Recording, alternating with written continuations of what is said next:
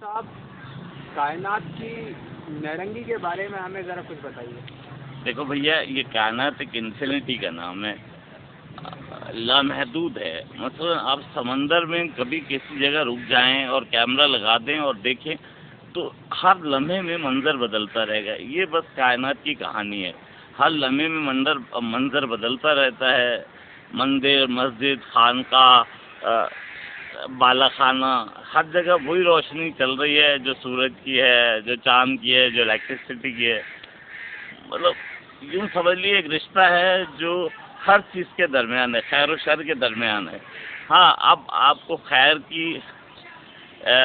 کا انتخاب کرنا ہے، خیر کی راہ پر چلنا ہے تو یہ تو ٹھیک ہے، لیکن مسئلہ یہ ہے کہ کائنات کی اس انفینٹی میں ہم اپنا راستہ آزادی کے ساتھ منتخب نہیں کر سکتے۔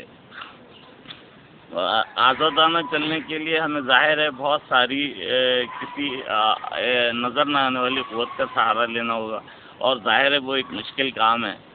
تو میرا خیال ہے کہ مطلب آپ نے ایک مشکل سا سوال کر لیا۔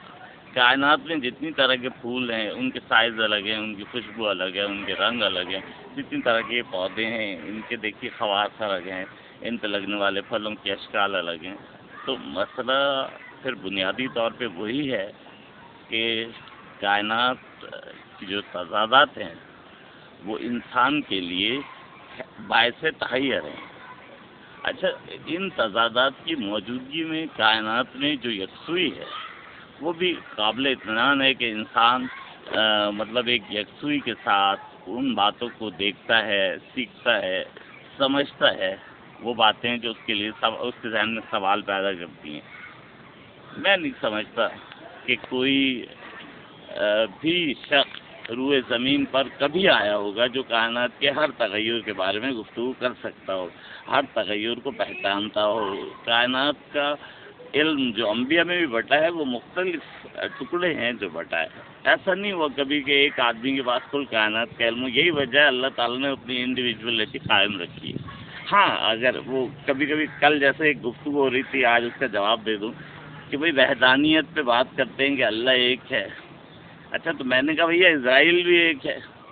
اچھا، اسرائیل جو ہے وہ مختلف جگہوں پر بیک وقت موجود ہے اور انسانوں کی روح قبض کر رہا ہے، تو اس کا مطلب ہے وہ اللہ کی کوئی صفت میں شریک ہے؟ ایسا نہیں ہے۔ مطلب اسرائیل ایک سسٹم کا نام بھی تو ہو سکتا ہے کہ ایک فرشتے کو، ایک قوت کو، ایک کائنات کی متحرک شخصیت کو اتنی طاقت بخش دی گئی سسٹم کی طرح، جیسے بجلی ہے، جیسے ہوا ہے، جیسے روشنی ہے، جیسے پانی، اور پھر اس نے ہر جگہ اپنا جلوہ دکھایا۔